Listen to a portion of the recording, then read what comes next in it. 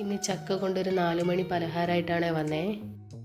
ചക്ക കുറച്ച് മധുരം കുറവായിരുന്നേ, അപ്പോൾ പിന്നെ ഈ ഒരു ഐഡിയ ചെയ്യാമെന്ന് വിചാരിച്ചു. ഇതിനാവശ്യമായ സാധനങ്ങൾ എന്തൊക്കെയാണെന്ന് വെച്ച് കഴിഞ്ഞാൽ മൈദപ്പൊടി, മഞ്ഞൾപ്പൊടി, മധുരത്തിനാവശ്യമായ പഞ്ചസാര, എല്ലാം ബാലൻസ് ചെയ്യാൻ വേണ്ടിയിട്ട് ഉപ്പ്, അപ്പക്കാരം.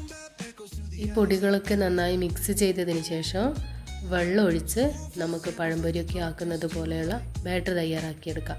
പക്ഷെ അത് നന്നായി ലൂസായി പോകരുത്, ഒരു മീഡിയം തരത്തിലായിരിക്കണം ഉണ്ടാവേണ്ടത്.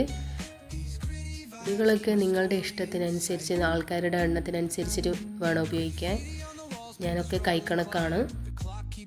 അതിനുശേഷം മിക്സിയുടെ ജാറിലേക്ക് നമ്മുടെ പഴുത്ത ചക്ക എടുത്ത് ഒന്ന് അടിച്ചെടുക്കാം. ഒരു വട്ടം അടിച്ചാൽ മതിയാവും. പഴഞ്ചക്കയല്ല, നല്ല വരിക്ക ചക്കയാണ്.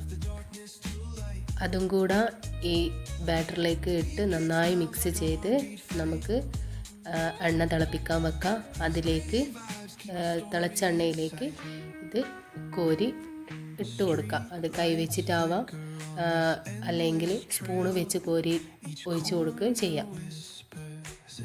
ബാക്കിയുള്ള കാര്യങ്ങളൊന്നും ഞാൻ പറഞ്ഞു തരേണ്ട ആവശ്യമില്ലല്ലോ, ബാക്കി നിങ്ങൾ നോക്കി കൈകാര്യം ചെയ്യാം. എന്തായാലും ഇത് നല്ല ടേസ്റ്റാണ്. ചക്കയുടെ ഒരു നല്ല സ്മെല്ലുണ്ടാവാം. കുട്ടികൾക്കും വലിയവർക്കും എല്ലാം ഒരുപോലെ ഇഷ്ടപ്പെടും.